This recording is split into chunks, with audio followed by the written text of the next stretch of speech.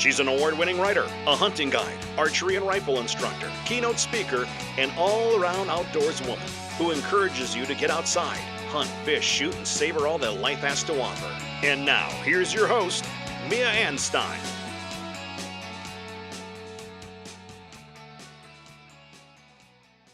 Hey, hi, hello. I hope you're all doing super well. It is nice to have some beautiful weather, although I do know some of you are getting dumped on with rain. And I'll tell you, here in Colorado, in Southwest Colorado, we are in a severe drought, and we would love to have some of that moisture. Though, send some our way if you can. Speaking of moisture, we have been experiencing National Fishing and Boating Week. So I hope some of you were enjoying getting out on the water or at least on the riverbanks and doing some fishing or boating. Today, I'm going to be talking to you about some of the violations that I've seen while I've been out on the water, and I just want to make you aware of it because there are a lot of new recreationists who maybe don't know or have never even considered some of these things. So I'll be talking about some of that based on a river trip that I recently took. I am also going to be talking to you about an upcoming event that you may want to participate in, and that is the National Shooting Sports Month. So stay tuned, and I'll be right back. So since we're going to be talking about fishing and boating and being on the water, I wanted to start off with the fun facts today. And this time, it's not going to be about wildlife. It's going to be some fun facts about water. Hopefully, you'll find some of them interesting. Some of them are just basic, everyday common sense, but others are some that maybe you hadn't considered. And this is from the EPA. I'll put a link in the show notes to where I'm getting these facts, but maybe they'll interest you. For starters, there is the same amount of water on Earth as there was when the Earth was formed.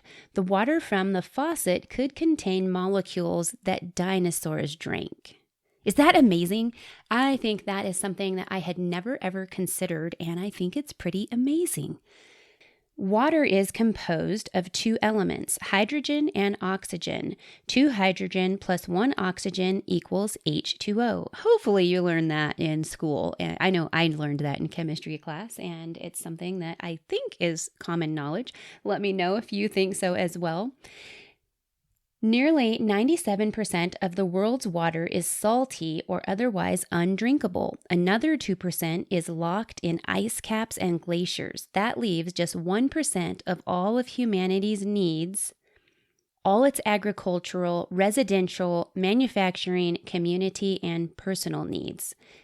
Wow, that's kind of interesting as well. 1% is all that is available for that amount of water. Okay. Water regulates the Earth's temperature. It also regulates the temperature of the human body, carries nutrients and oxygen to the cells. It cushions joints, protects organs and tissues, and removes waste.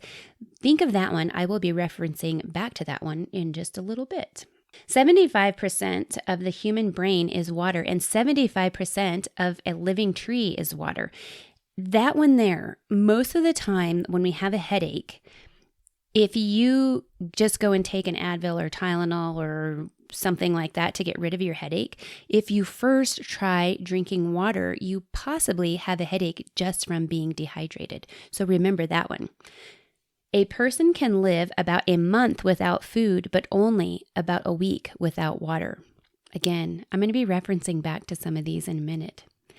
Water is part of a deeply interconnected system. What we pour on the ground ends up in our water, and what we spew into the sky also ends up in our water.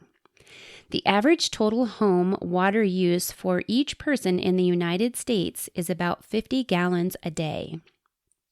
The average cost for water supplied to a home in the United States is about $2 for 1,000 gallons, which equals about 5 gallons for a penny. Water expands by 9% when it freezes. Frozen water, also known as ice, is lighter than water, which is why ice floats on top of water. I hope you enjoy those fun facts. I thought they were kind of interesting. As I said, I will include a link to those in the show notes in case you want to reference those. As we also talk about those and get into the National Fishing and Boating Week recap with some of the rules that I saw broken, I want you to understand the effects of water, because I just gave you those fun facts, but water is life, basically. We cannot live without water. In those fun facts, we learn that.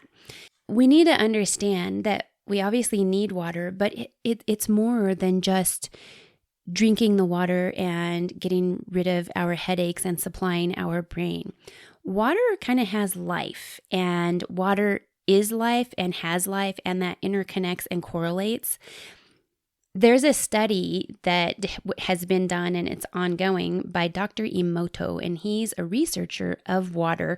And he kind of says that water is alive. And you can look into, just Google him, Dr. Emoto, Emoto, and kind of look at his studies. They're really interesting. And some people believe it, some people do not. But what I know is that whether water is alive or not, water is life, and it's amazing how water also creates peace and serenity in humans.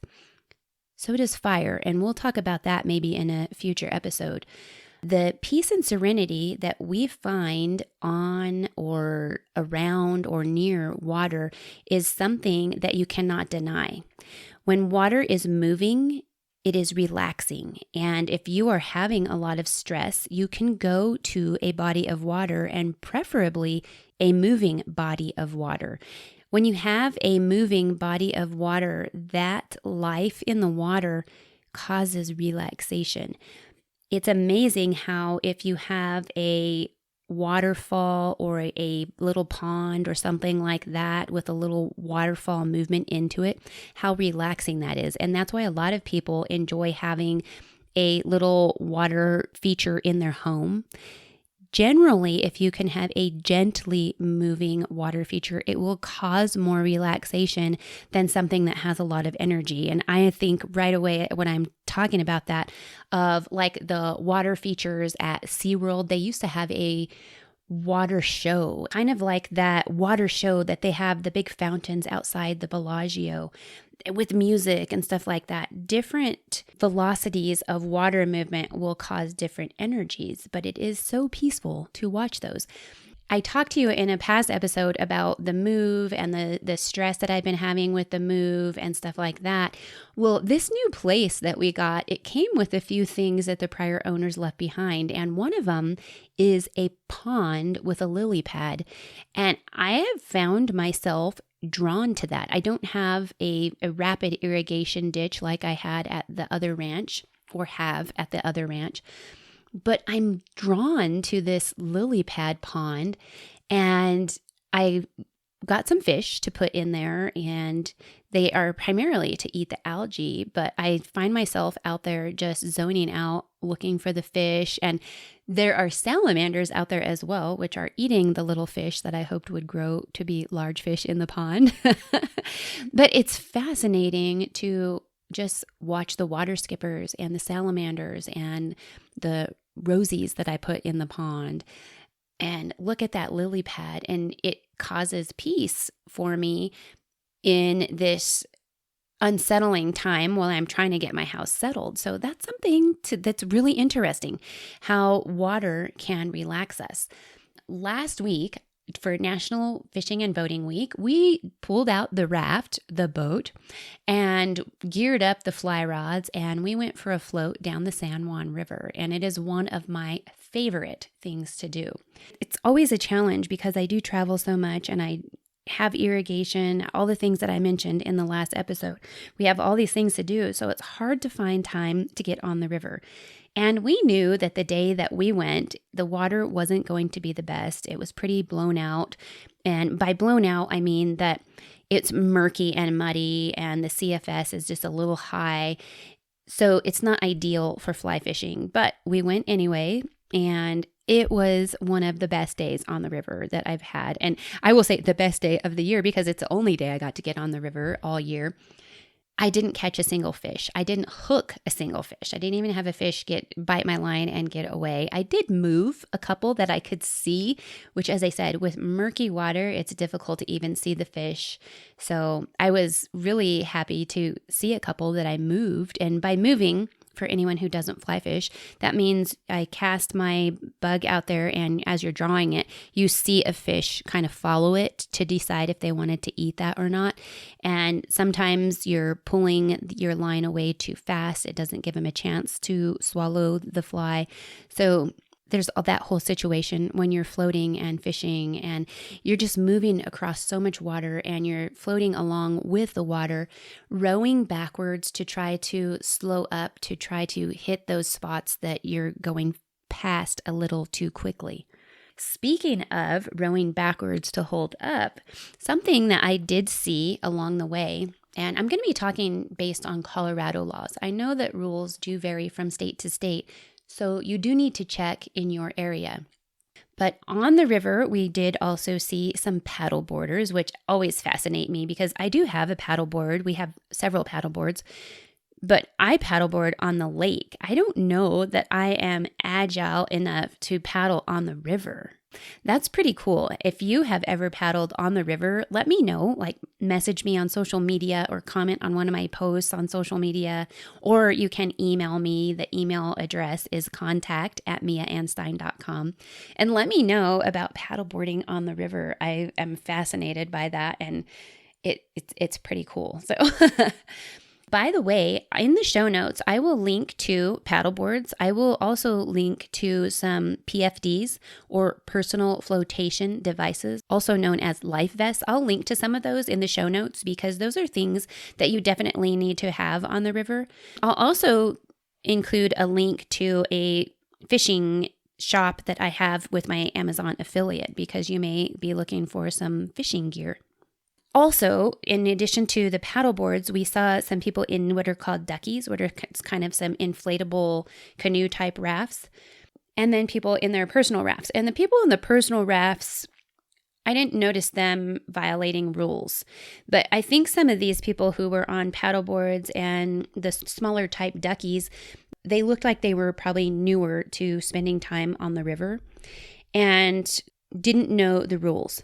We did see some of these people pulled over, and by pulled over, what I mean is they had their rafts, their duckies, their paddle boards banked on land.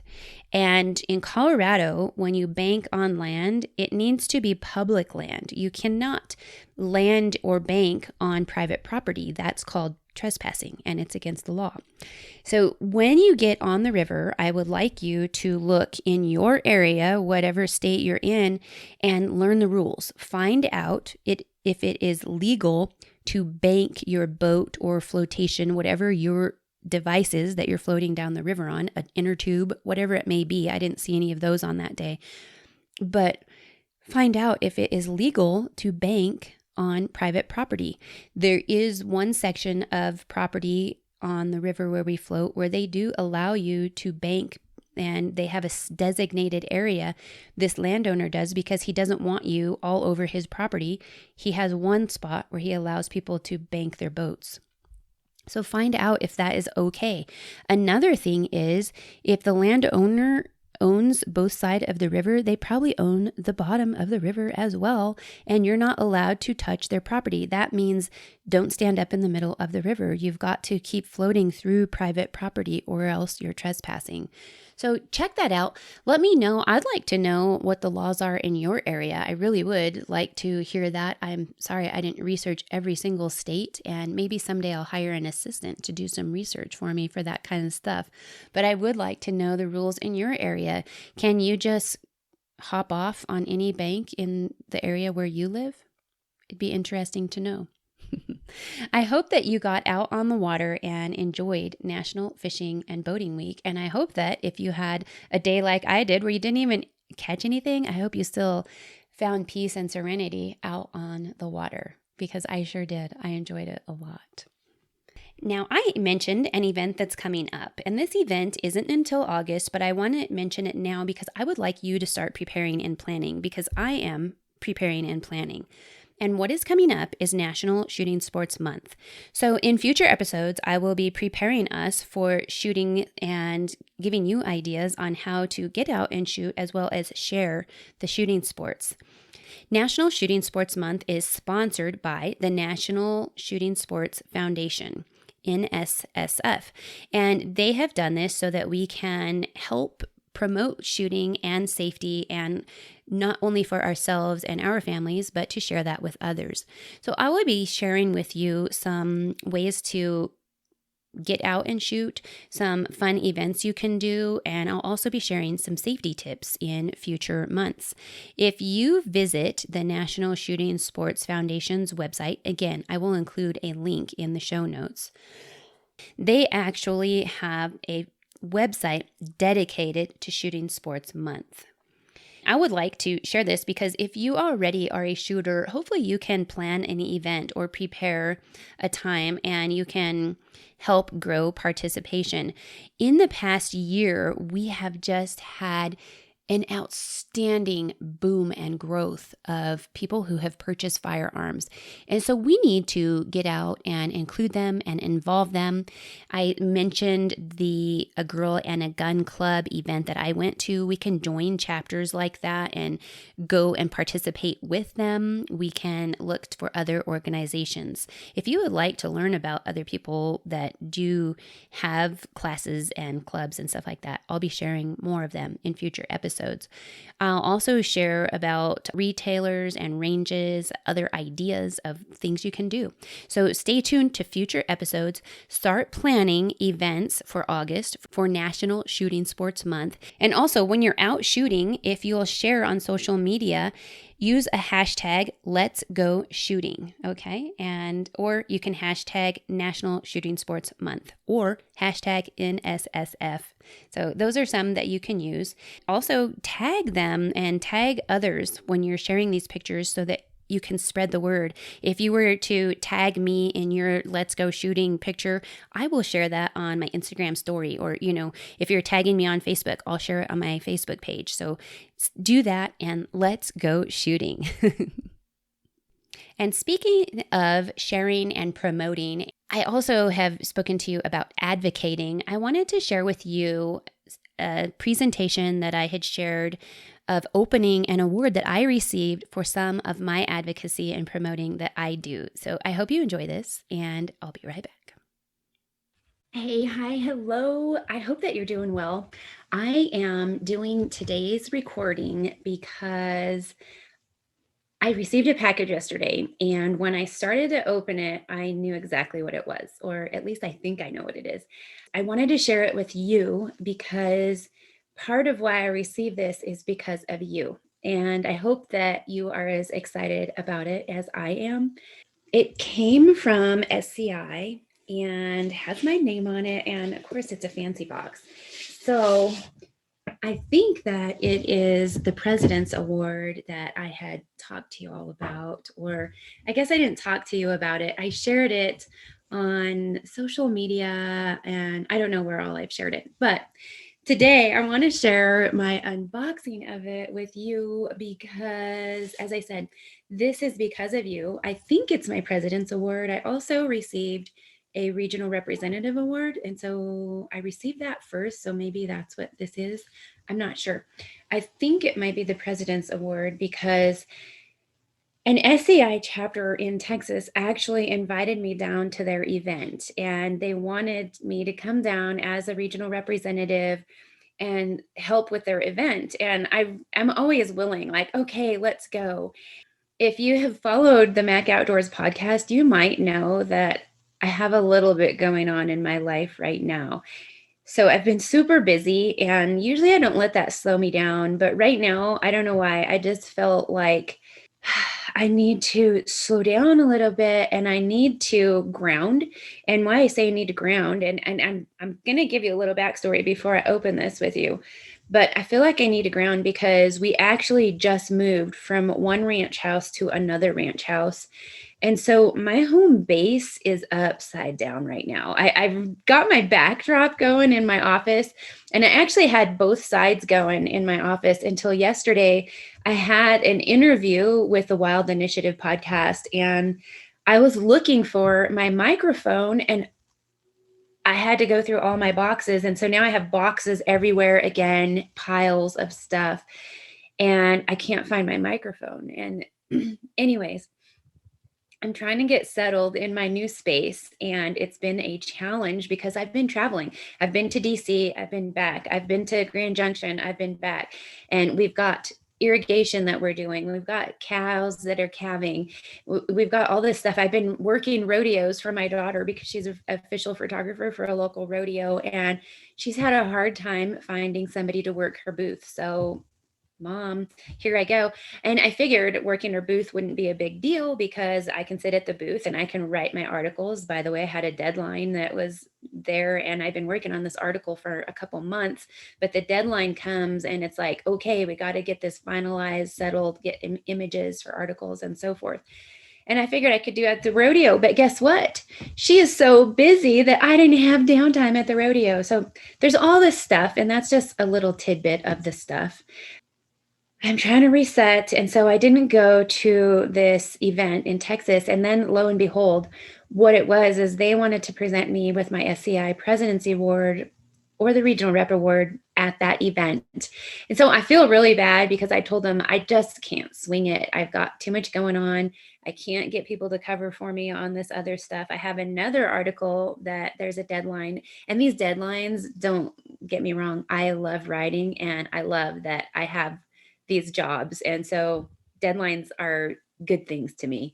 And if I don't have a deadline, I don't get stuff done. Tell me about that. Do you have that problem? Like, I need you to tell me when you want something done so I can get it done. Otherwise, I have so many other things that it's going to get put in the back burner. And anyways, I digress. Let me take a sip of my coffee. And should we put a drum wall on this? Okay, inside it has this little foam. There's a little something on that foam, but inside it is definitely an award, which I had no doubt. But oh my gosh, it is the SCI President's Award.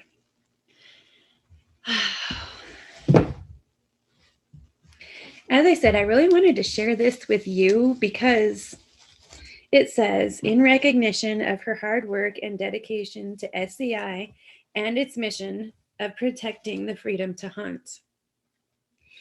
And I'm kind of getting teary over this because I do all of this for you. And it's not for me. I do this for you, for your children, for your freedoms, for your families, because I want everybody to have that freedom for a long time. I don't want these freedoms to go away. And it's a full-time job protecting our freedoms, and not just hunting, but our right to carry, our right to bear arms. It's written into our Constitution, but it's getting taken away. And so this really means a lot to me to receive this recognition. And I do it for you. I thank you all for encouraging me all the time, because you do. You follow me and you encourage me and you help me keep going when times are rough, like right now. And I should have brought tissues into my office, but I don't have a tissue box in my office yet. But anyways, this is super special. It is a really cool recognition. I'm kind of glad I didn't receive it in person because, oh my God, I probably would have had a meltdown in front of a whole big crowd. Wow. It's super cool. I've received a couple of awards in the past year, and to me, it's encouragement to keep going. And it means that I'm doing things that are making a difference, and that feels great. It really is super cool. And I hope that some of what I do would encourage you to do more, and for you to reach out to your senators, to your congressmen, to your county commissioners, to people in your community and your representatives, and let them know that you want your freedoms. I hope that you can make a difference. And doing these things, it is hard work. I'm not going to say that it's not. It's work that I enjoy. And so when you love what you do, then it's not necessarily work.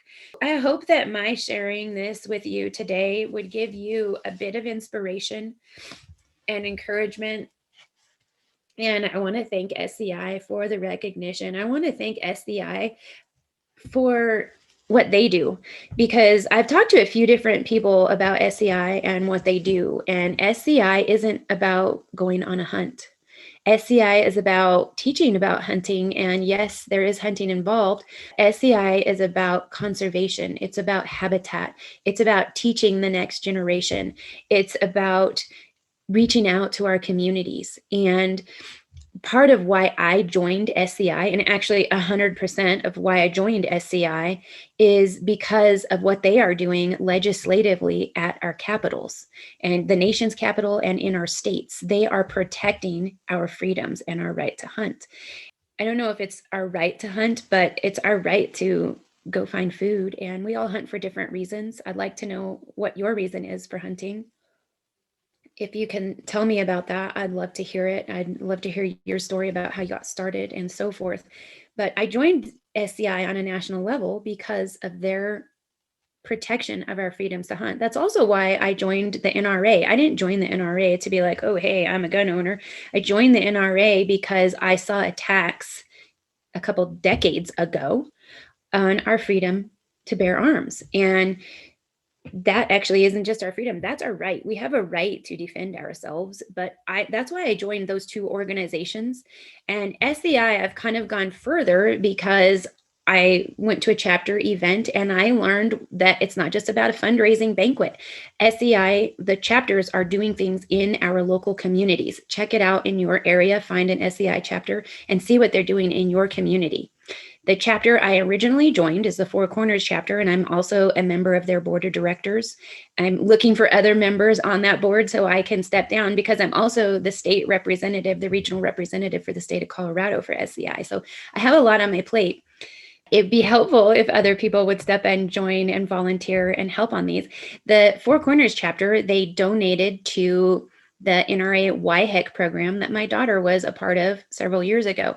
And okay, so I started helping. They also help in the community. They've helped with building a local library because that is helpful to the community. They have donated to FFA programs, to 4-H programs, to shooting sports programs. They've also donated to veterans programs. The Denver chapter and the Colorado chapter of SCI in my state, they have educational outreach for teachers. You can go to an American Wilderness Leadership School up in Jackson, Wyoming.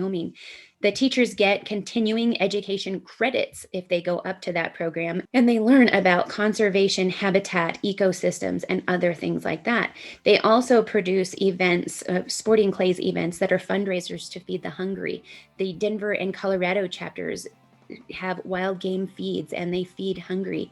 There are a lot of things going on. Check in with your local chapters and other conservation organizations. I'm just telling you about these two because I received an SCI award, and I am certainly honored, blessed, and humbled that I'm receiving this. And I hope that it will encourage you to get involved in your area, in your communities, not just with SCI, but with other organizations. Find the ones that speak to your heart. I'm telling you why SCI right now, but I'm a member of dozens of other organizations. These are just some that I volunteer for SCI a lot, and I hope that it encourages you.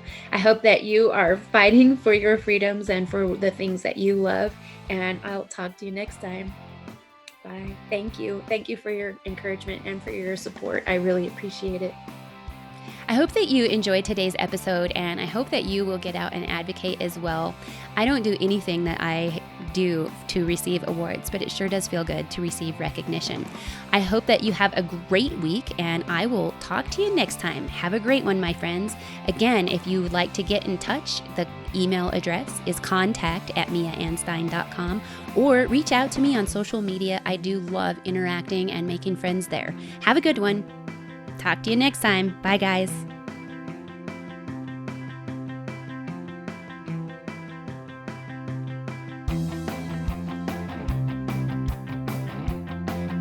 Hey, this is Lloyd Bailey, the Armed Lutheran, host of the Armed Lutheran Radio Podcast, reminding you that the podcast you're listening to is a proud member of the Self-Defense Radio Network. Check out all the great content at selfdefenseradio.net.